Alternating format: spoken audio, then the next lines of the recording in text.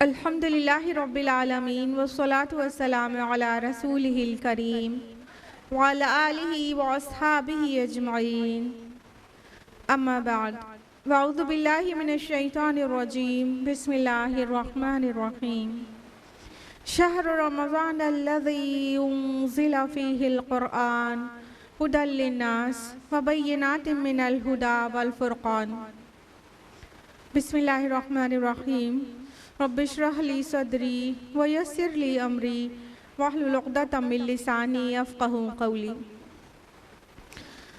मेरे अज़ीज़ सामियात, दर्स कुरान मजीद में आपका तहे दिल से खैर मक़दम है। अस्सलामु अलैकुम व रहमतुल्लाहि व बरकातुहू। कैसे आप सभी लोग? अल्हम्दुलिल्लाह। अच्छे कि बहुत अच्छे? अच्छा, अल्हम्दुलिल्लाह। अल्लाह ताला करे आप इससे भी ज़्यादा अच्छी रहें। अल्लाह पाक आपको आफ़ियत नसीब करे। अल्लाह ताला दुनिया और आखिरत दोनों में कामयाबी, खुशियाँ और अमन नसीब करे। आमीन या रब्बल आलमीन। मेरे साथ दर्स कुरान मजीद में कौन सी सूरा चल रही थी? सूरा मुमिनून। और लास्ट टाइम तक हम लोगों ने किस आयत तक तफसील से जाना था, ये याद है? हाँ, बिल्कुल सही, आयत नंबर 22 तक। तो एक छोटा सा रिवीजन देके हम आयत नंबर 23 ऑनवर्ड्स डिटेल में बताएंगे इंशाल्लाह। तो हाँ, सूरा मोमिनून की शुरुआती आयत में हमने जाना कि मोमिनीन की क्या सिफ़ात है, जो कि कामयाब हो जाएंगे और जन्नत में जाएंगे, बल्कि फिरदौस में जाएंगे। तो उनकी सिफ़ात जाना था स्टार्टिंग में। फिर उसके बाद अल्लाह ताला ने इंसान के तख्लीक के मुख्तलिफ मराहिल जो कि मदर्स वूम में गुजरते हैं, उसका तज़किरा किया और फिर अल्टीमेटली बता दिया कि आपको सबको मर जाना है और फिर उठाए जाना है। उसके अलावा फिर आफाक में बहुत सारी निशानियों का जिक्र किया, जैसा कि आयत नंबर 17 में फरमाया कि हमने तुम्हारे ऊपर 7 रास्ते बना दिए और हम अपनी खल्क़ से गाफिल नहीं हैं, और तुम्हारे लिए आसमान से पानी उतारा, और जिसको अल्लाह ताला ने एक धमकी के तौर पर बोला कि हम उसे वापस ज़मीन के अंदर ले जाने पर भी कादिर हैं, उसे वापस ले जाने पर, चाहे ज़मीन के अंदर हो चाहे आसमान के ऊपर हो जाए। और फिर फरमाया कि तुम्हारे लिए खजूरों और अंगूरों के बागात बनाए अल्लाह ताला ने, जिसमें से तुम खाते हो, और एक ऐसे दरख्त का जिक्र किया जो बहुत बरकत वाला है। कौन सा दरख्त? जैतून का। फिर अनआम में यानी चौपायों में हमारे लिए क्या इबरत है और क्या सामान है, वो उसका जिक्र किया गया ताकि हम शुक्रगुजार बने। और फिर फरमाया कि और कश्तियों पर और उन पर यानी चौपायों पर तुम सवारी भी करते हो। आयत नंबर 22 में यहाँ तक हुआ था। तो आयत नंबर 23 से अब स्टोरी चेंज हो रही है, लेकिन वो भी बहुत खूबसूरती से रेलिवेंस के साथ। तो आयत नंबर 23 जानेंगे। औज़ु बिल्लाहि मिनश शैतानिर रजीम बिस्मिल्लाहिर रहमानिर रहीम। वलक़द अरसलना नूहन इला क़ौमिही फ़क़ाल या क़ौमि अब्दुल्लाह मा लकुम मिन इलाहिन गैरुह। और हमने नूह को उसके कौम की तरफ भेजा। उसने कहा, ऐ मेरी कौम के लोगों, अल्लाह की बंदगी करो, तुम्हारा कोई इलाह नहीं है उसके सिवा। अफला तत्तक़ून, क्या तुम डरते नहीं? क्या तुम अल्लाह की नाराज़गी से बचते नहीं? अब अल्लाह ताला रसूलों में से एक रसूल जो सबसे पहले जिनकी नाफरमानी का जिक्र आता है कि कौम ने नहीं माना, वो रसूल है नूह अलैहिस्सलाम। उनका जिक्र किया। अब उनकी नूह अलैहिस्सलाम की और उनकी कौम की मुख्तसर सी स्टोरी है। और इस यहाँ से जो चेंज हो रहा है सब्जेक्ट थोड़ा सा, तो उसकी ब्यूटी भी देखिए। अरबी ज़ुबान में इस ब्यूटी को गुरेज कहते हैं, बात से बात निकालना। तो आयत नंबर 22 में क्या कहा? वअलैहा वअलल फुल्की तुहमलून, उन पर यानी चौपायों पर और कश्तियों पर तुम सवार होते हो। और कौन से रसूल का जिक्र होने जा रहा है? हो रहा है आयत नंबर 23 से नूह अलैहिस्सलाम, जिनकी कौम को सेव किया गया था किस पर सवार करके? कश्ती पर। तो ये है एक अरबी ज़ुबान के फ़न का एक हुस्न जिसको गुरेज कहते हैं। तो बात से बात निकाल कर पेश की गई है। तो अल्लाह ताला ने किस रसूल का जिक्र सबसे पहले किया? जिस रसूल को एंशंट प्रोफेट्स में सबसे पहले झुटलाया गया था। और ये मुस्तफ़ में पहली बार नहीं आ रही है ये बात, इससे पहले की सूरतों में भी आ चुकी है ये स्टोरी। सूरह आराफ, यूनुस, हूद, बनी इसराइल, अंबिया, कम अज़ कम इससे पहले मुस्तफ़ में कम अज़ कम इतनी सूरतों में नूह अलैहिस्सलाम की स्टोरी आ चुकी है। तो अल्लाह ताला ने सबसे पहले नूह अलैहिस्सलाम का जिक्र करके कहा कि उन्होंने किसकी तरफ बुलाया लोगों को? अल्लाह की बंदगी की तरफ। सबसे पहली दावत और सबसे अहम दावत और मोस्ट कॉमन दावत तमाम रसूलों, तमाम नबियों की वो तौहीद की दावत रही है।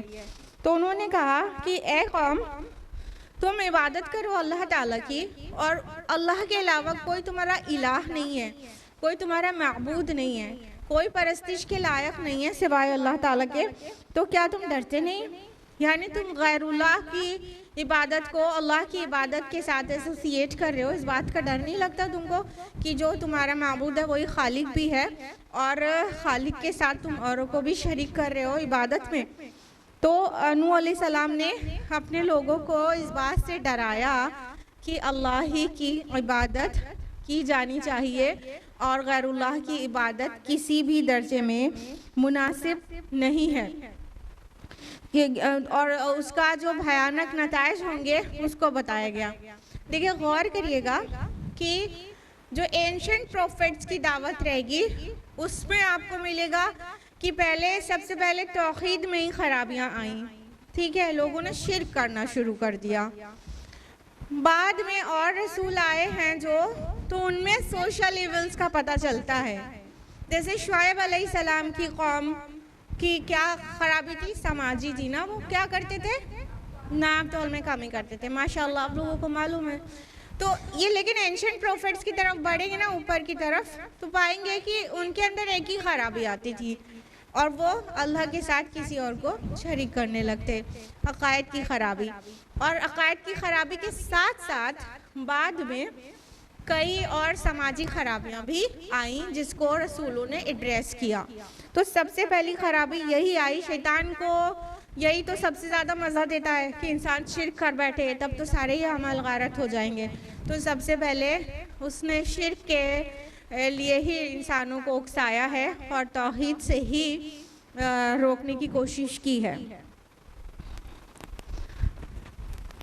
तो नूह अलैहिस्सलाम ने कितने साल तक अपनी कौम को दावत दी?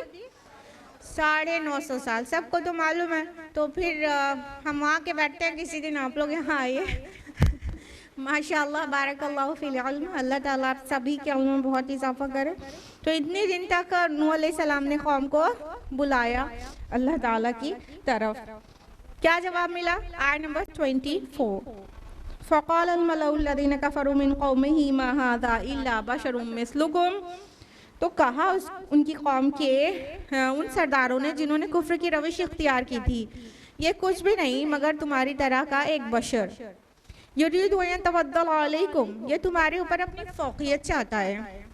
वलौ शाअ अल्लाहु लअंज़ल मलाइका, और अगर अल्लाह चाहता तो फरिश्तों को भेज देता। मा समिअना बिहाज़ा फ़ी आबाइनल अव्वलीन, हमने इस तरह कोई बात पहले अपने आबा व अजदाद में तो सुनी नहीं। अब क्या रिस्पांस मिला? किसने कहा? फ़क़ालल मलअul लज़ीना कफ़रू, किसने कहा? कौम के उन लीडर्स ने, उन सरदारों ने, पेशवाओं ने, उस कौम के ठाकुरों, इमामों ने, जो एक्चुअली कुफ्र के इमाम थे, उन लोगों ने सबसे पहले झुठलाया कि ये तो तुम्हारे ही जैसा एक आदमी है। अब आप देखेंगे किसी भी समाज में जो गुमराही की तरफ बुलाने वाले होते हैं ना, वो उस कौम के खाते पीते और बाअसर लोग होते हैं, जिनको समटाइम्स वाइट कॉलर पीपल कहा जाता है। जो असर रसूख रखने वाले समाज में जो अपने को लीडर समझते हैं या होते हैं एक्चुअली, और उनका समाज में एक रोब होता है, पोजीशन होती है, बिगाड़ वहीं से पैदा होता है। वो खुद बिगड़ैल होते हैं, रीज़न अभी आगे बहुत वाजे हो जाएगा क्यों रहते हैं वो बिगड़ैल, और फिर वो लोगों को गुमराह करते हैं, वो लोगों को गलत तरफ सोचने की दावत देते हैं, तो बाकी लोग भी इनकार करते हैं हक से। तो हर कौम में ऐसा ही हुआ था। नूह अलैहिस्सलाम के कौम के जो अब ठाकुर और जो सरदार थे, उन्होंने झूठलाया सबसे पहले और अवाम को भी गुमराह किया।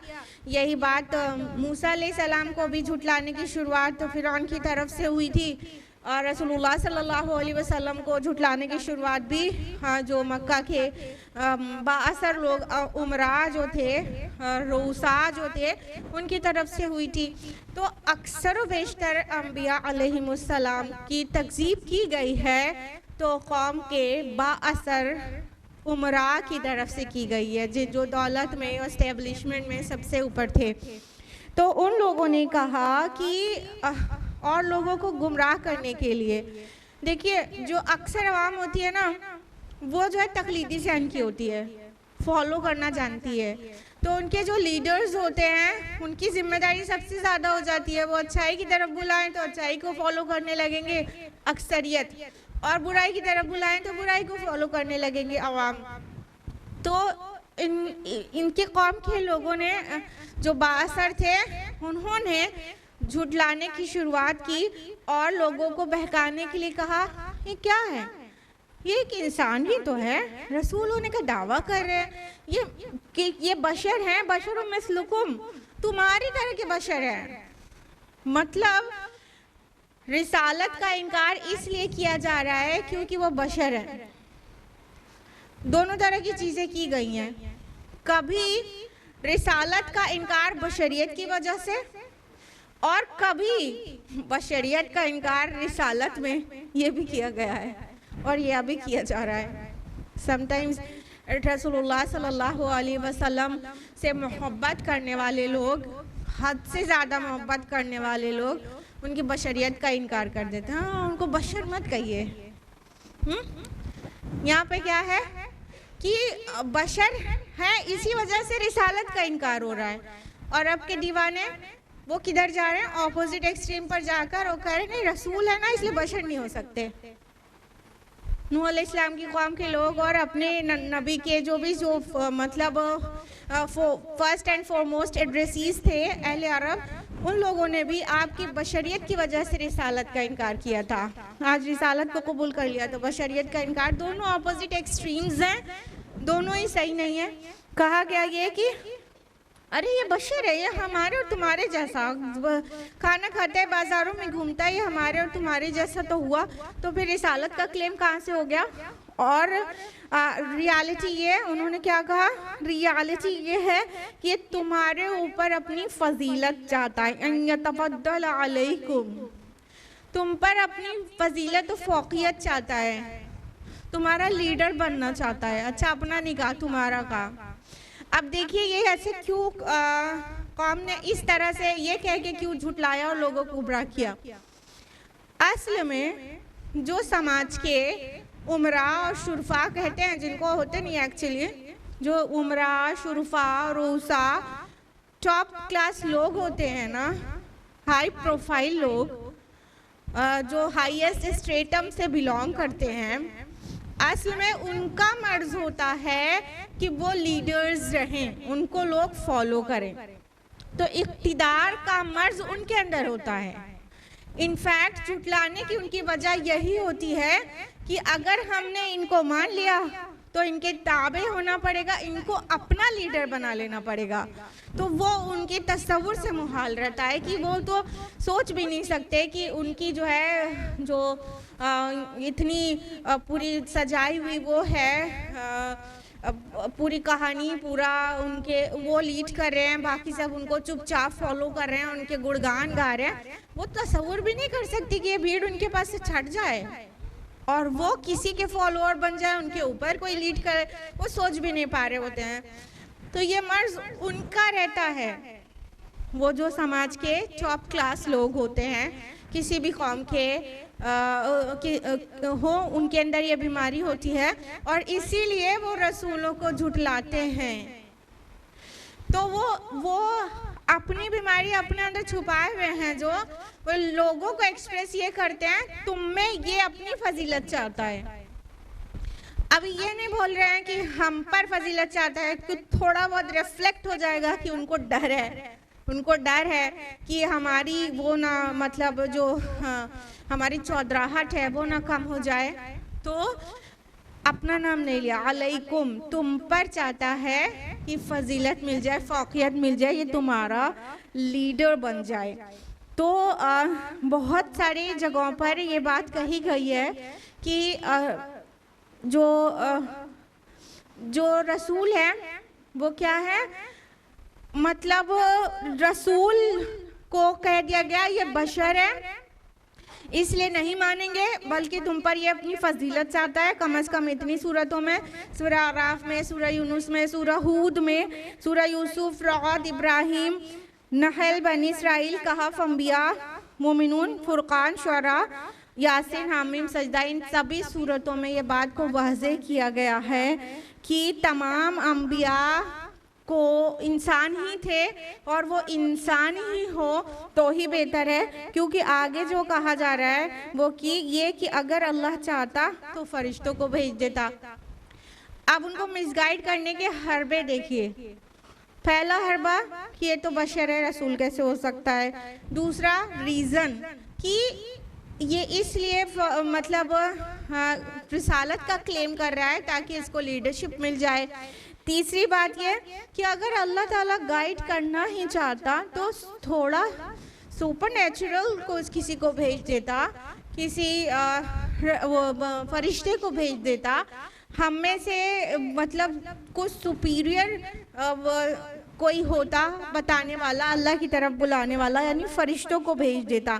इससे क्या पता चल रहा है, उस कौम का ईमान अल्लाह पर भी था, शुरू से में वाज़ेह हो ही गया कि वो मतलब नूह अलैहिस्सलाम ने कहा कि तुम अल्लाह के अलावा कोई इलाह नहीं है, और उनका ईमान फरिश्तों पर भी था, जैसा कि यहाँ पे पता चला कि फरिश्तों को भेज देता। जिक्र करना ही साबित कर रहा है कि फरिश्तों से भी वाकिफ़ थे। तो ये जो बुनियादी चीज़ें थी वो उनके अंदर थी, लेकिन शिर्क दाखिल हो गया था। तो ये बात कई कौमों ने कही है, हमारे रसूल सल्लल्लाहु अलैहि वसल्लम को भी ये बात बहुत बार सुननी पड़ी है कि ये यतीम, ये कंगाल माज़ला, ये जो मक्का और ताइफ की गलियों में अपनी जूतियाँ पटखाता फिरता है, ये इसको रसूल बना के अल्लाह ने भेजा है। अगर किसी को रसूल बनाना होता तो इन दो सिटीज़ में से, मक्का और ताइफ में से किसी रईस को बनाता, या तो फिर फरिश्तों को भेज देता, या तो फिर फरिश्ते परा बांध के इनके पास होते, इनके सोने चांदी का महल होता। ये सारी चीज़ें हमारे रसूल सल्लल्लाहु अलैहि वसल्लम को भी कही गई है। इनफैक्ट ये जो स्टोरीज़ सुनाई जा रही है वो जिस कॉन्टेक्स्ट में सुनाई जा रही है वही यही है कि मक्की सूरा है, हमारे नबी सल्लल्लाहु अलैहि वसल्लम को ये सारी चीज़ें फेस करनी पड़ रही थी। तो अपने नबी का दिल थम जाए कि सारे रसूलों के साथ ऐसा हुआ है, ये मैसेज आ रहा है। साथ में अंजाम क्या होगा इस कौम का, उससे एक मैसेज मिल जाए उस कौम को जो अपने इस आखिरी रसूल को झुठला रही है। तो ये कॉन्टेक्स्ट ही पूरा वही है। तो और क्या हरबा इस्तेमाल किया गया। चौथा कि हमने ऐसी बात कोई अपने आबा अजदाद में तो सुनी नहीं, यानी कोई रसूल होना क्लेम कर ले ऐसा तो हमने कभी सुना ही नहीं कि इंसानों में से कोई बस्ती में जो हमारे साथ में रह रहा है उनमें से कोई एक उठ के कहते मैं अल्लाह का रसूल हूँ, मैं अल्लाह का फरस्तादा हूँ। तो ये बात तो हमने पहले कभी सुनी नहीं। यानी ये भड़काने का एक वो है, पॉइंट है। देखिए अक्सर लोग अपने आबाओ अजदाद के फॉलोअर होते हैं, अक्सर लोग होते नहीं होते। तकलीदी जैन के लोग मेजॉरिटी में होते हैं और फिक्री जैन के लोग माइनॉरिटी में होते हैं। सबसे आसान काम क्या रहता है, किसी को चुपचाप से ब्लाइंडली फॉलो कर लेना, सबसे आसान काम है, नहीं है। हाँ, और आबाओ अजदाद के लिए इंसान बहुत जज्बाती होता है। अगर फादर्स का मदर फादर का अपने बड़ों का कोई नाम ले ले तो भड़क उठता है। तो यहाँ पे भड़काने वाला अंदाज है कि देखो हमारे आबा अजदाद में कभी ऐसा हुआ नहीं हुआ ना, तो फिर ये कौन सी नई बात है, कौन सा नया दीन है। ये भड़कने के लिए बहुत काफ़ी है बेवकूफ़ों को कि जो बात हमारे बाप दादा में नहीं थी वो बात आई है तो फिर रद्द ही करने लायक है, क्योंकि हमारे बाप दादा ने जो नहीं किया वो हम भी नहीं करेंगे और जो उन्होंने किया वही हम करेंगे। और अगर हम वैसा ना करें, कुछ नया करने लगे, कुछ अलग करने लगे, तो हम क्या उनको गुमराह एक्सपेक्ट कर रहे हैं। इस एंगल से भड़काया गया है। तो कौम के सरदारों ने किस तरह क्या क्या आर्ग्यूमेंट्स दिए नूह अलैहिस्सलाम को झुटलाने के लिए कि देखो हमारे आबा अजदाद में भी इस तरह से कभी नहीं कहा गया है, तो वो जिस रविश पर थे उसी पर तो वही सही थे ना, तो उसी पर तो हम रहेंगे ना। इंसान के लिए बहुत मुश्किल काम होता है ये कि अपने एल्डर्स को, अपने बड़ों को जिनके साथ बहुत जज्बाती ताल्लुक है उनको गलत कबूल कर लेना। तो अपने को भी सही नहीं होने देते क्योंकि उनसे अलग हो जाएंगे, तो फिर उनको गलत मानना पड़ेगा। तो ये है ज़हनियत जो अवाम की होती है। फिक्री जहन के लोग कम होते हैं, वो गौर करते हैं, फिक्र करते हैं, सच्चाई को कबूल करते हैं। उनके बड़े गलती पर रहे हो तो उनको ब्लाइंडली फॉलो नहीं करते हैं, अपनी दुरुस्तगी कर लेते हैं। ऐसे अक्लमंद और फिक्री जहन के लोग कम होते हैं। तो भड़काने में वो सारे पॉइंट्स शामिल किए कौम के रूसा ने नूह अलैहिस्सलाम के ख़िलाफ़, जिससे कोई भी कौम जो ब्लाइंड फॉलोवर हो वो आसानी से भड़क सकती हो। आयत नंबर 25, इन हुआ इल्ला रजुलुम बिही जिन्नतुन फतरब्बसू बिही हत्ता हीन। ये तो बस एक ऐसा शख्स है जिसको कुछ जुनून लाहक हो गया है, चुनांचे तुम लोग इंतज़ार करो उसके अंजाम का कुछ वक्त के लिए। अब क्या कहा गया, एक आर्ग्यूमेंट दिया गया कि ये ऐसे शख्स है जिसे जुनून लाहक हो गया है। यहाँ जिन्ना वर्ड आया है, जिसे जुनून से जिन्न से ही बना है, जिसे जिन्न ने मतलब वो करके दीवाना बना दिया हो, खपती बना दिया हो। तो ये और ढांप लेने के माना में आता है ये जिन्ना वर्ड। तो इसके दिमाग को जुनून ने ढांप लिया है, ये इसको कुछ समझ में नहीं आ रहा है, ये दीवाना हो गया है। अब बताइए, अभी बहुत साल पहले की बात है, वो जो कहा गया था वो आखिरी रसूल को जब ये आयत नासिल हो रही हैं वही बातें कही गई। एक तरह का झुटलाना सारी कौमों का, अपने रसूलों पर वही बोतान लगाना, तकजीब में वही आर्ग्यूमेंट्स लेकर आना। तो क्या कहा, इसे जुनून लाहक हो गया है। और कहा अरे कुछ नहीं, बस फतरब्बसू, तुम बस इंतजार करो। अब फतरब्बसू हाँ तरब्बुस से है, तरब्बुस रा बा सौत इसका रूट लेटर्स है।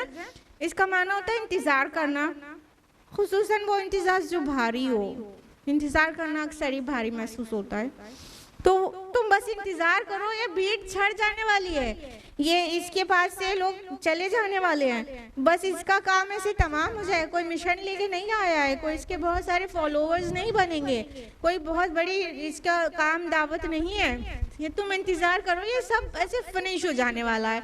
यानी ये भी कह के बहकाया गया कि इसका कोई नतीजा बरामद नहीं होगा, ये बस यूं ही सी जुनूनी बात लेकर ये खड़ा हो गया है, ये यूं ही ख़त्म हो जाने वाली बात है, तुम लोग इसके चक्कर में मत पड़ो।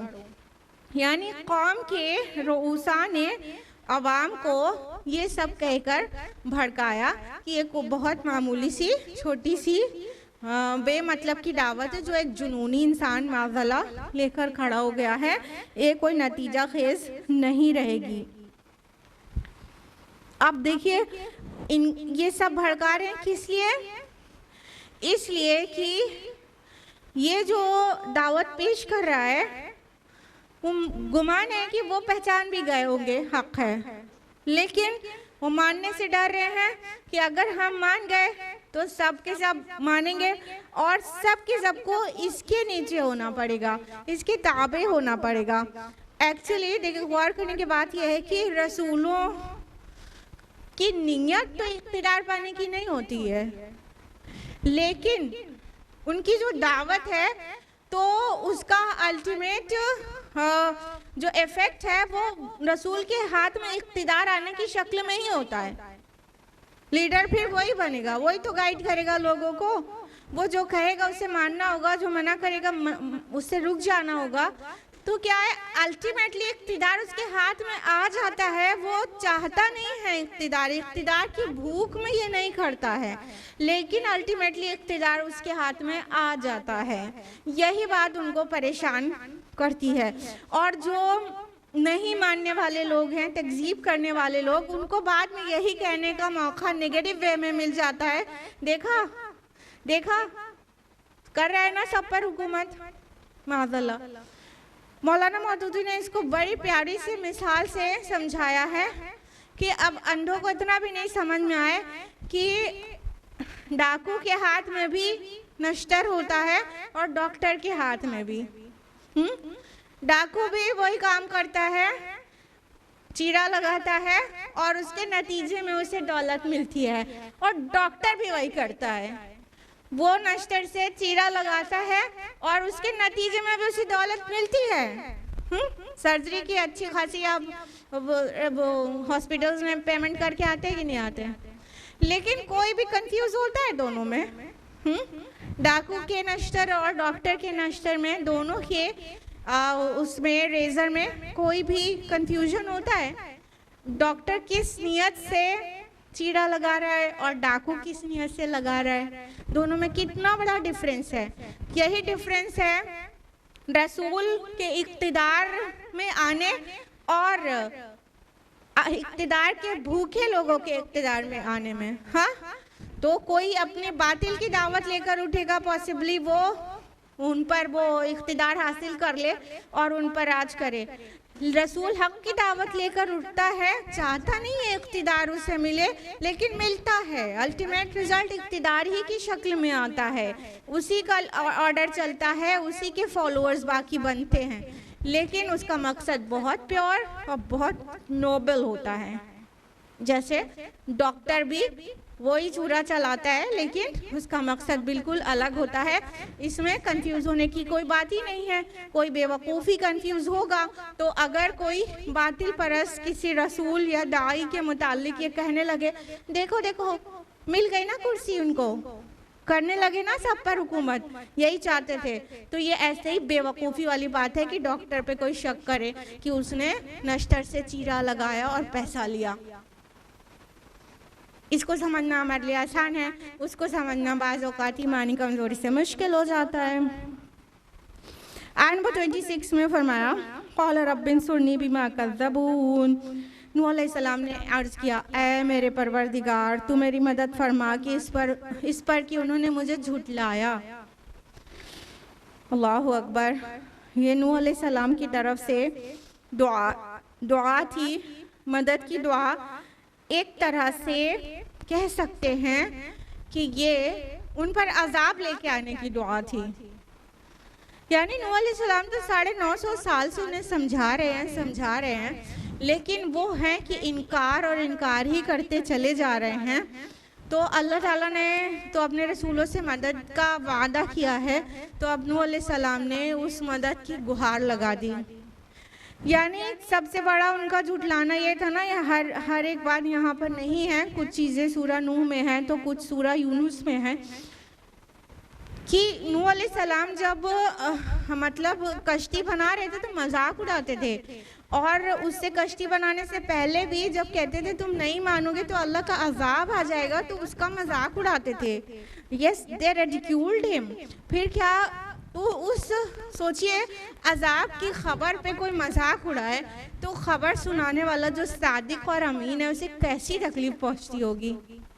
कि खबर सुनाने का मकसद तो ये है कि तुम अपने को बचा लो, तुम्हारे सोल्स सेव हो जाएं उस टॉर्मेंट से, और ये उल्टा मजाक ही उड़ा रहे हैं, अच्छा वो अजाब आया तो नहीं, हम तो इतने साल से तुम्हें झुठला रहे हैं। तो कितनी तकलीफ होती होगी। यानी इस दर्जे में तकलीफ पहुंचा दी थी, इस दर्जे की तकजीब कर दी थी। यकीनी बात है अगर हम लोग को 20-30 साल कोई झुठलाए तो हम लोग तो बिल्कुल हार के बैठ जाएं। नूह अलैहिस्सलाम सुभान अल्लाह 950 साल तक उनको अल्लाह की तरफ बुलाते रहे और वो झुठलाते रहे। तो अल्टीमेटली इतना फेडअप हो गए थे कि उन्होंने अल्लाह की मदद, उस अजाब की शक्ल वाली मदद की गुहार लगा दी। सूरह कमर सूरह नंबर 54 आयत नंबर 10 में है कि पस नूह अलैहिस्सलाम ने अपने रब को पुकारा कि मैं दबा लिया गया हूँ, बस तू इनसे बदला ले। और सूरह नंबर 71 आयत नंबर 26 में है कि नूह अलैहिस्सलाम ने कहा है मेरे परवरदिगार, इस ज़मीन पर काफिरों में से एक भी रहने बसने वाला ना छोड़, और अगर तूने इनको रहने दिया तो ये तेरे बंदों को सीधे रास्ते से गुमराह करेंगे और इनकी प्रोजनी से मुनकिर हक ही पैदा होंगे।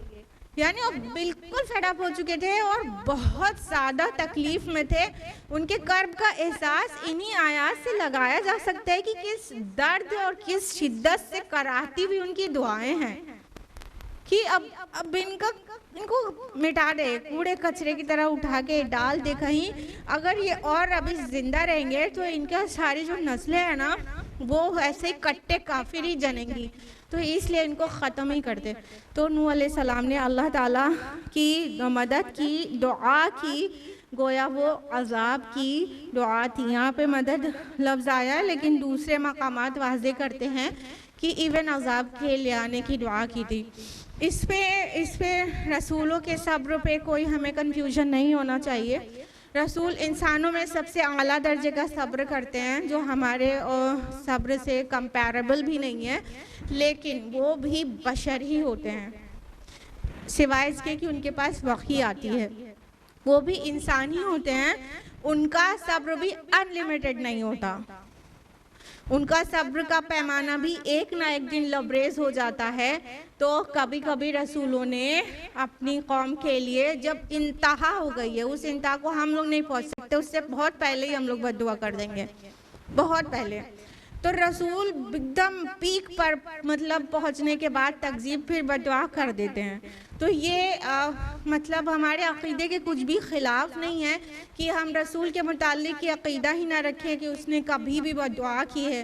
किसी भी एक्सट्रीम पर नहीं जाना चाहिए। अपने रसूल के मुताल्लिक़ भी यही किसी का गुमान रहता है ना कि हमारे नबी ने कभी बद्दुआ नहीं की, ऐसे खुले हम बोलते हैं कभी बद्दुआ नहीं की। ठीक है, हमारे नबी अखलाक का पैकर थे और अक्सर टाइम खाली दरगुजर से काम लिया है, लेकिन बद्दुआ भी की है। पूरी मतलब नमाज उसके लिए है कि मतलब कौम को बद्दुआ करने के लिए। जब साहबा को इतना कत्ल कर दिया था तो आप सल्लल्लाहु अलैहि वसल्लम ने उनकी बद्दुआ के लिए नमाजें पढ़ी थी। तो कई रसूलों से साबित है, मूसा अलैहिस्सलाम ने एक तंग आने वाला जो टाइम आ गया था उसके बाद फिर कौम के लिए अज़ाब की दुआ कर दी थी।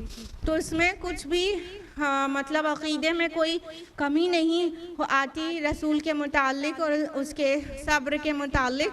वो इंसान ही होते हैं, एक ना एक दिन कभी उनका भी सब्र का पैमाना लबरेज हो जाता है। तो अपना इस तरह से बदला तो नहीं लेते ज़ातियात पर, बल्कि अल्लाह से गुहार लगा देते हैं मदद की कि अब अल्लाह पाक आप ही इनसे बदला ले लीजिए। जब उन्होंने दुआ की तो अल्लाह ताला ने क्या कहा, फ़अवहयना इलैहि अन इस्नइल फुल्का बिअयुनिना व वहयिना। तो हमने उसकी तरफ वही की कि हमारी निगरानी और वही की हिदायत के मुताबिक एक कश्ती बनाई है। फ़इज़ा जाअ अमरुना व फ़ारत तन्नूर, फिर जब हमारा हुक्म आ पहुँचे और तन्नूर उबल पड़े, फ़स्लुक फ़ीहा मिन कुल्लि ज़ौजैनि इस्नैन, तो उनमें रख लेना तमाम मखलूक में से जोड़े। व अहलक इल्ला मन सबक़ अलैहिल क़ौलु मिनहुम, और अपने घर वालों को भी सिवाय उनके जिनके बारे में इससे पहले बात तय हो चुकी है।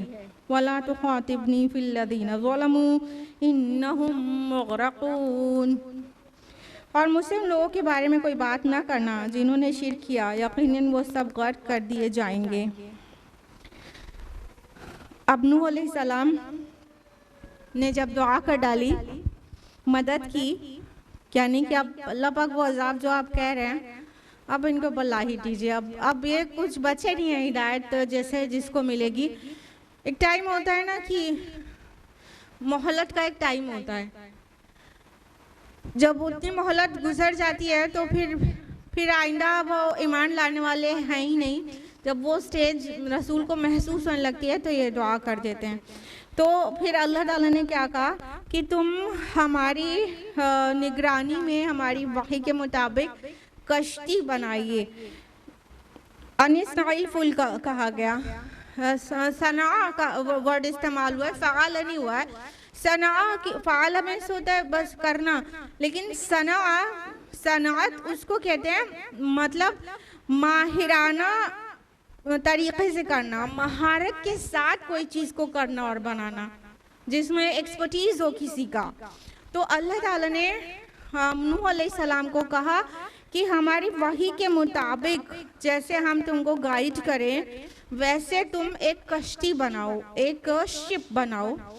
और वो शिप सबसे पहली बार नूह अलैहिस्सलाम की जो कश्ती है ना, ये सबसे पहली कश्ती है जो बनाई गई। उससे पहले लोग पानी पे सफ़र नहीं करते थे, जानते नहीं थे how to prepare, how to make any boat और any ship. They were not aware of it at all earlier than prophet Nuh अलैहिस्सलाम। तो नूह अलैहिस्सलाम को अल्लाह ताला ने वही की है, पूरा नक्शा तफसीलात के साथ बताया है। ये तौरात से पता चलता है, यानी पूरा ब्लूप्रिंट दे दिया गया। देखिए, जब कोई कंस्ट्रक्शन करना होता है उसके लिए ब्लूप्रिंट के बगैर तो हो ही नहीं सकता ना।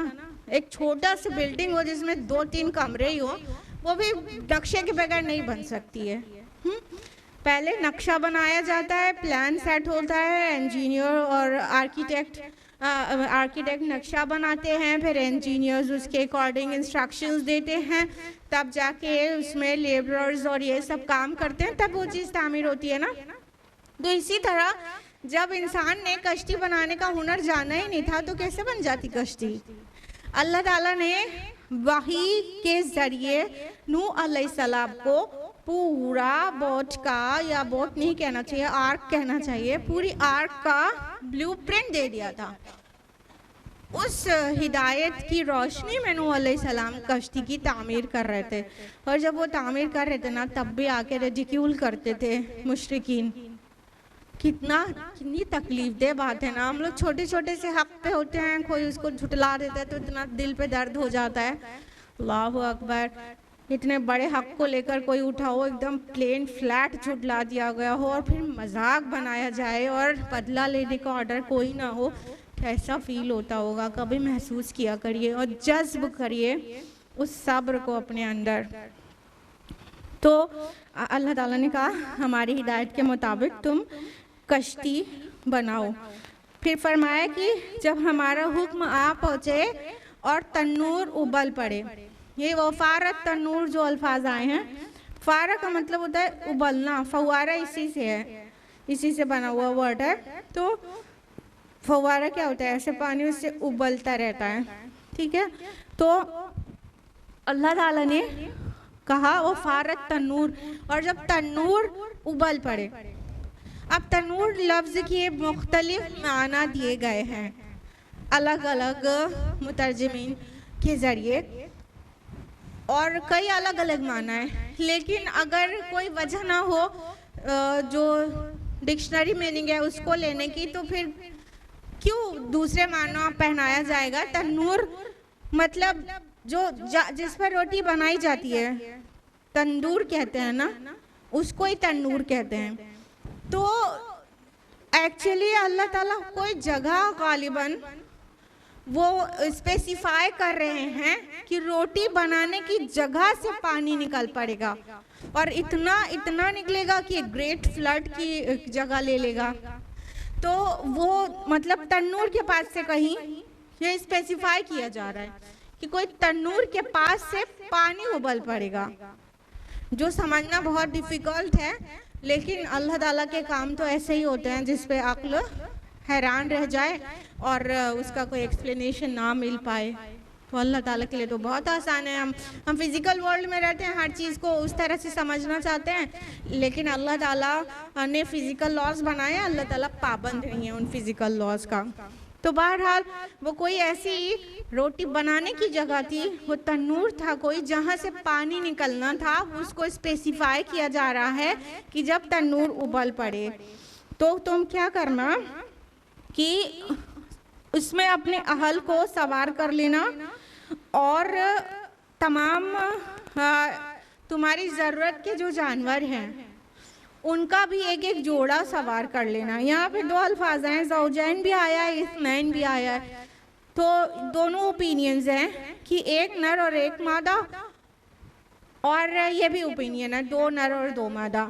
बहरहाल कि जो एनिमल्स तुम्हारे काम के हैं उन सबको भी कश्ती में सवार कर लेना और रख लेना एक एक जोड़े। फर्स्ट लुक है तो उसमें रख देने के नाम से है कि मतलब वो कोई क्लोज्ड प्लेस थी जहाँ पर एनिमल्स को रखने के लिए ऑर्डर किया गया था। ये नहीं कि बिल्ली और इंसान साथ में बैठे थे, मतलब ये हमारा इमेजिनेशन है तो भोंडा है। एनिमल्स के लिए एक कैबिन बनाया गया होगा क्योंकि पूरा इंस्ट्रक्शन तो अल्लाह ताला की तरफ से आया था कश्ती बनेगी कैसी, तो पूरे ब्लूप्रिंट मिलने के बाद ही बनी थी, तो उसमें गालिबन कोई ऐसा क्लोज्ड एक कैबिन बनाया गया होगा जिसमें एनिमल्स को ठहराने की जगह होगी।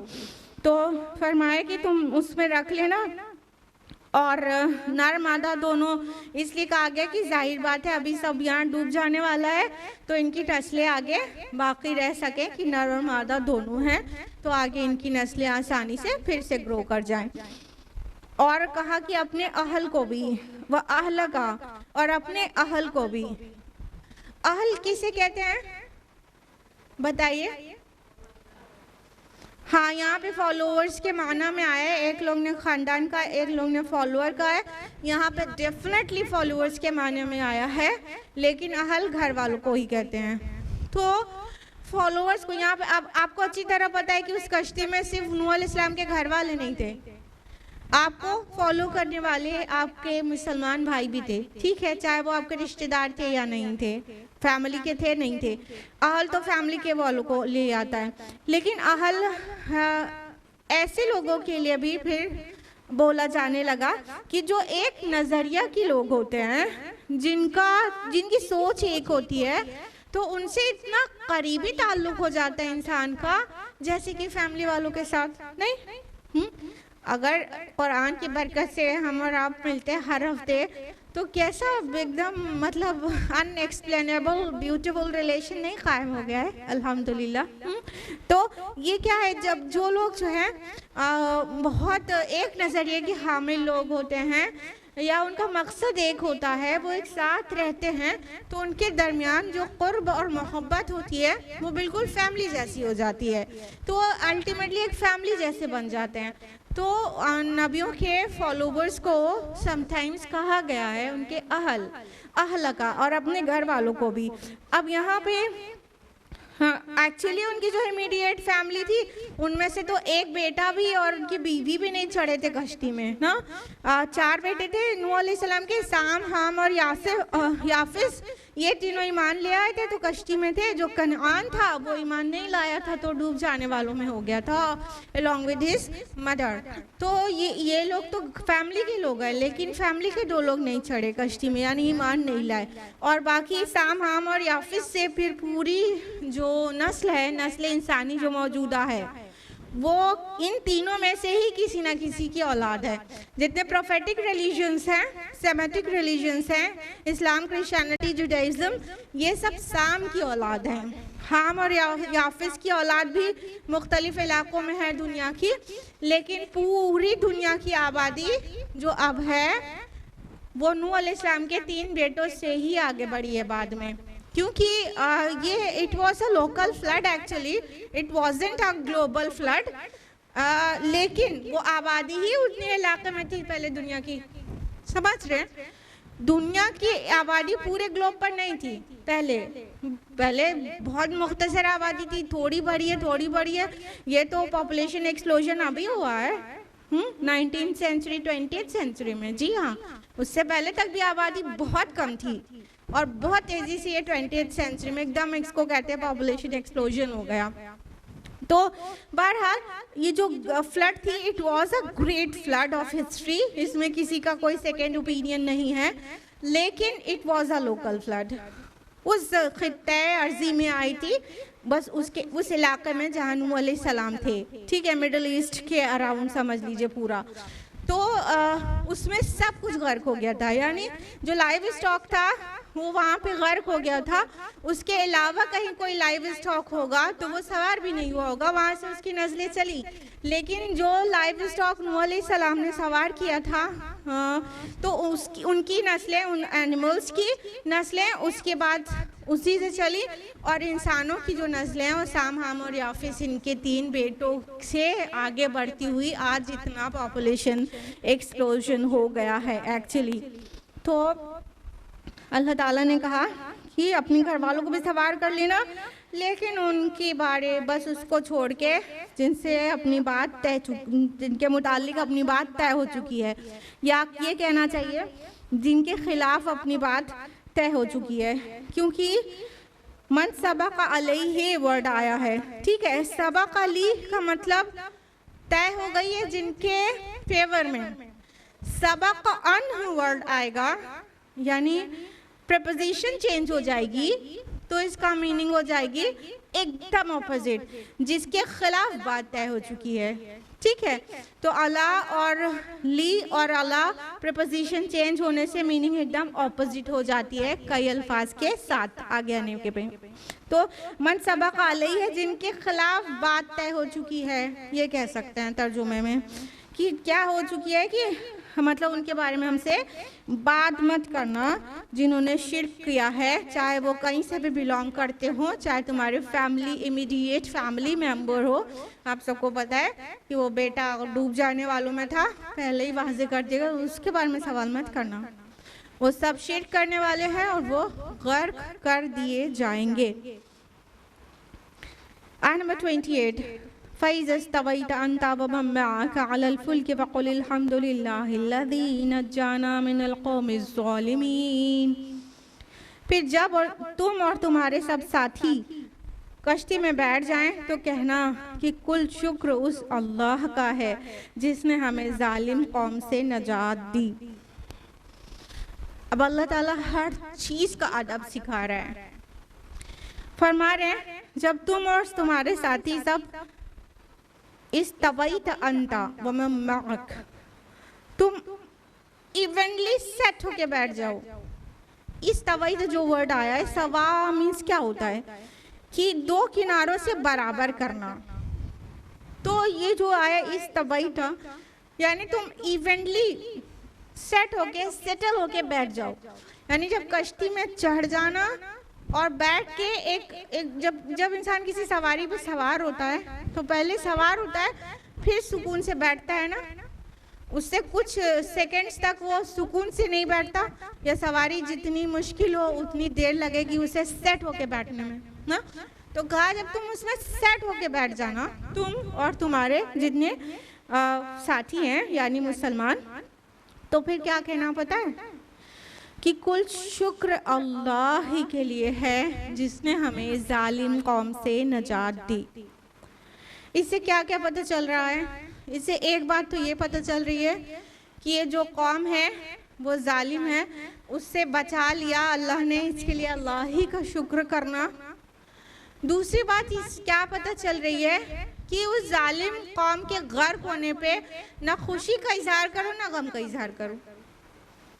यहाँ पे अल्लाह से जोड़ दिया गया, क्योंकि होता क्या है कि कुछ भी है इंसान जो है थोड़ा सा जज्बात से मगलूब होने लगता है। कोई कितना भी सताए 950 साल सताए, लेकिन जब उसे डूबता हुआ देखेंगे तो सब दिल जो है उसमें एक फीलिंग ऑफ एम्पैथी आने लगेगी ना, तो ऐसा लगेगा कि जिससे बचा लो नहीं। तो अल्लाह ताला ने उनको न्यूट्रल होने के लिए बोला, उधर से न्यूट्रल रहो, ना तुम्हें सेलिब्रेट करना है कि वो डूब रहे हैं और ना ही तुम्हें गम करना है कि वो डूब रहे हैं, क्योंकि अल्लाह का अब यही मर्जी है कि उनको इस तरह से पनिश करे, और जो कश्ती पर आबाद जो सवार हैं उनसे पूरी जब इंसानी आबादी बढ़ेगी तो उनके लिए बाइस इबरत बने कि रब और रसूल की ना मानने वालों का क्या अंजाम होता है। तो अज़ाब के मकासद यही होते हैं, ठीक है। सज़ा देना तो जिनको सज़ा मिली उनको सज़ा देना तो एक मकसद है, उससे बड़ा वाला मकसद तो ये है कि बाकियों के लिए सामान्य इबरत हो जाए। तो यहाँ पर न्यूट्रल होने के लिए कहा गया गरकाब होने वालों के मुतालिक। और आपको क्या करना है, इस्लामी करीना ये है कि हर चीज़ को अल्लाह की तरफ मंसूब करो। तो अभी ये कितना परेशान कर रहे थे, आपको मेंटली टॉर्चर करके रख दिया था, इतनी तकजीब की थी और अल्लाह ताला को मानने से, उसकी इबादत को अकेले करके करने से इनकार कर दिया था। तो अब उनसे अल्लाह तुम्हें नजात दे रहा है, तो अब क्या करो, अल्लाह ही का शुक्र करो। तो देखिए, जब कोई कामयाबी मिले या कोई भी तरह का अचीवमेंट हो या किसी मुश्किल से बाहर आए, तो इस्लामी अदब क्या है कि अल्लाह ही का शुक्र किया जाए।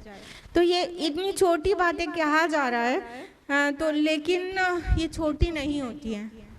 इन्हीं सब से नफ्स की तरबियत होती है, इसी से ईमान में इजाफा होता है और अल्लाह से ताल्लुक़ उस्तवार होता है। तो हर ऐसे मौके पर, हर तरह के मौके पर अल्लाह की तरफ पलटना चाहिए। और जब किसी मुश्किल से नजात मिली तो भी अल्लाह की तरफ मंसूब करना चाहिए कि ए अल्लाह, आपका बहुत ज़्यादा शुक्र है कि आपने इस जालिम कौम से नजात दी। किसी कौम की बदबख्ती के लिए इतना बहुत है कि उससे नजात मिलने पर अल्लाह का शुक्र अदा किया जाए।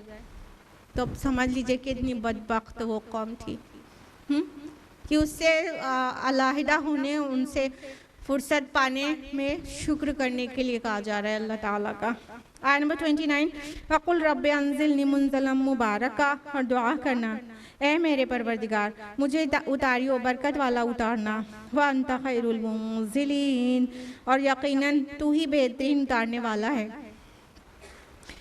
फिर उसके बाद सिर्फ सवार होने पे शुक्र नहीं, वो जो सफ़र में तुम रहोगे उस पर अल्लाह ही को याद करना, और जब उतरना कश्ती से तो भी अल्लाह की तरफ सब कुछ मंसूब कर देना और अल्लाह ही से भीख की तरह मांगना, दुआ करना कि ए रब मुझे बेहतर उतारियो। ये जो दोनों आयत है ना, आयत नंबर 28-29, ये हिजरत की दुआ है। हमारे नबी सल्लल्लाहु अलैहि वसल्लम को भी अल्लाह ताला ने हिजरत की दुआ सिखाई थी। ये सिर्फ नूह अलैहिस्सलाम की कश्ती पे सवार होना और उससे उतरने के लिए नहीं है, जो कि हम और आप नहीं होने जा रहे हैं। जब भी हम किसी नए टाउन या सिटी को अप्रोच करें, किसी नई जगह पर जाएं, तो ऐसे पढ़ना चाहिए कि अल्लाह ताला हमको बेहतर उतारना, बरकत वाला उतारिए। मतलब हमारे इस शहर में दाखिल होने को बरकत से भर दीजिए, खैर से भर दीजिए। तो ये कहीं भी जाना चाहिए सफ़र करके और किसी शहर में दाखिल होना चाहिए, उतरना चाहिए। उतरना माना आसमान से उतरना नहीं होता ना, खाली उतरना माना सवारी से उतरना भी होता है नहीं होता है। हाँ, आप चाहे एरोप्लेन से जाएं तो वाक़तन उतर रहे हैं, लेकिन अगर आप बाय रोड जाएं या आप किसी एनिमल पे सवार होके जाएं तब भी उतर ही रहे हैं। और उतरना एक माना और लिए रहता है, वो क्या, नुजुल माना क्या होता है, मेहमान नवाजी, ठीक है, ज़ियाफ़त, मेज़बानी। तो इसमें एक और माना छुपा हुआ है कि ए अल्लाह, हम आपके मेहमान हैं, आप ही हमारे मेज़बान हैं। अब क्या है अपने पास, हाँ, सब कुछ पानी में गर्क हो चुका है, और जब ये पानी खुश्क होने का ऑर्डर आएगा और हम फिर से ज़मीन पे आ पाएंगे तो मेरे अल्लाह सब कुछ ख़त्म हो जाएगा। आप हमारे अगर मेज़बान बन जाए तभी अपना गुजारा होने वाला है, नहीं तो कहाँ होने वाला है। तो अल्लाह हमें बेहतरीन मेज़बानी नवाजिएगा, हमारे बेहतरीन मेज़बान बन जाइएगा, और हम आपके मेहमान ही हैं कि हमको फिर से ज़मीन पर खाने पीने और रहने बसने के लिए मिल सके। यार तसव्वुर करिए, माउंटेन रेंजेस हैं, ठीक है, उसके दरमियान की जितनी वैलीज हैं सब पानी से फिल्ड हैं। बहुत लोकल फ्लड हमने कहा, इसका मतलब बहुत थोड़े से हिस्से पे समझे क्या, कॉमन सेंस की बात है कि जब पानी बढ़ के कोई चीज़ भरेगी तो पहले जहाँ जहाँ प्लेन है उसमें सब में फिल नहीं होती चली जाएगी, उसके बाद ही वो पहाड़ पर पहुँचेगा पानी ना। तो जितनी वैलीज हैं सारे पहाड़ों के दरमियान वो पहले फिल हो जाएंगी, तभी तो ना। तो ये इतना ग्रेट फ्लड था कि हिस्ट्री में इसको बहुत बहुत नोन है। खाली मुसलमानों के आने, ज्यूज में, क्रिश्चियंस में, हिंदूज में, सारे ह्यूमन हिस्ट्री में ये नोन फ्लड है कि एक फ्लड आया था और बहुत ग्रेट फ्लड था। पूरी ह्यूमन हिस्ट्री में ये फ्लड जो है मारूफ है, वो खाली मुसलमानों के आने, इतना बड़ा फ्लड था। तो तस्वीर में लाइए, पहाड़ों के दरमियान जितनी वैलीज हैं सब में पानी भर गया है। फिर बोला सीन कि भाई उनका लड़का कह रहा था नहीं हम तो किसी पहाड़ को जा लगेंगे बच जाएंगे, तो पहाड़ की चोटी तक भी पानी पहुंचना था। तो इतना पानी रेज हो चुका है। कहाँ से निकला है? रोटी बनाने की जगह से, दूर से, वहां से फूट रहा है जमीन से, और बारिश भी हो रही है, नीचे से भी पानी फूटता ही जा रहा है, ऊपर से बारिश हो रही है, और पूरा पूरा एकदम गर्काब हो चुका है।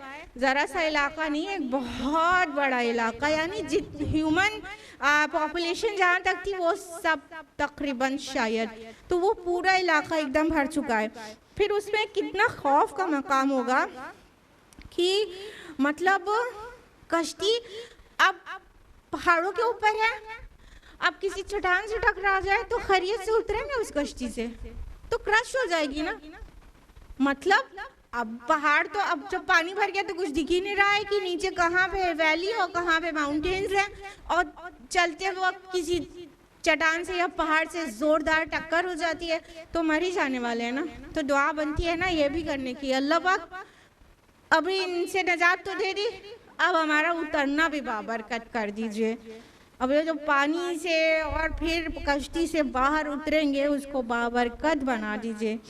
आने बताती इन्ना फी ज़ालिका लाआयातिन व इन कुन्ना लमुब्तलीन, यकीनन इसमें बड़ी निशानियाँ हैं और यकीनन हम आजमाने वाले हैं। ये नूह अलैहिस्सलाम की स्टोरी को समअप यहाँ पे किया गया कि इसमें बहुत बड़ी बड़ी निशानियाँ हैं। लाआयात कहा गया, एक निशानी नहीं है, बहुत सारी निशानियां हैं। तो कोई गौर व फिक्र करे वो निशानियां सारी निकाल लेगा। यानी इस सरगश्त का जो मकसद है वो बयान किया जा रहा है इस आयत में कि नूह अलैहिस्सलाम की पूरी स्टोरी क्यों बताई गई कि अहले मक्का तुम ये समझ लो कि तुम हमारे नबी को वैसे ही झुटला रहे हो जैसे नूह अलैहिस्सलाम को झुटलाया गया था उनकी कौम के जरिए। तो उनका क्या अंजाम हुआ वो तुम देख लो, इसमें तुम्हारे लिए बहुत सारी निशानियां हैं। तो हमारे और आपके लिए भी, रहती दुनिया तक के लिए भी इसमें बहुत सारी निशानियां हैं। गौर करेंगे तो क्या क्या बातें सामने आएंगी।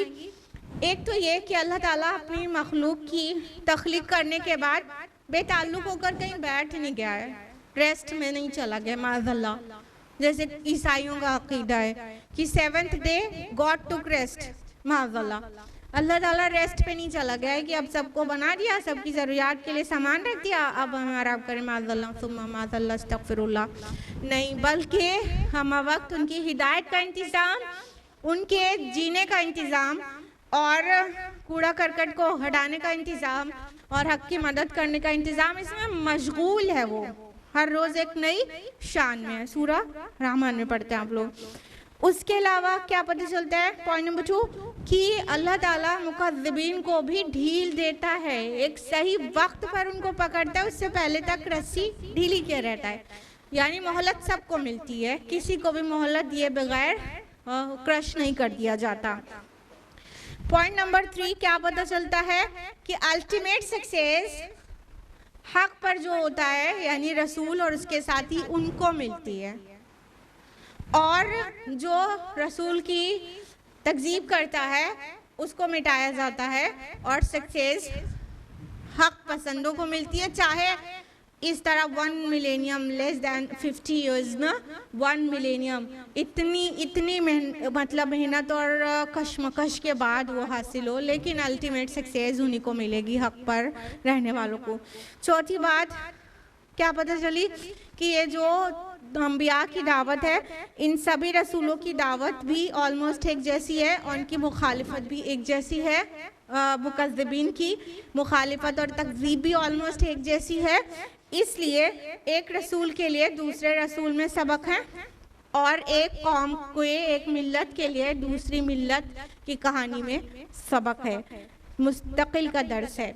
ठीक है, इतनी बातें कम से कम या और ज़्यादा निकाल सके तो इतनी बातें पता चली इस स्टोरी से कि अल्लाह ताला ने नूह अलैहिस्सलाम की स्टोरी को यहाँ पर जगह क्यों दिया। वक्त हो चुका है, आज के लिए इतना ही। अल्लाह ताला से दुआ है कि वो हम सभी को कुरान मजीद पढ़ने, समझने, गौर व फिक्र करने, अमल करने और समाज में फैलाने की तौफीक अता फरमाए। आमीन। वाखिर दावाना अल्हम्दुलिल्लाहि रब्बिल आलमीन। वस्सलामु अलैकुम व रहमतुल्लाहि व बरकातुहू।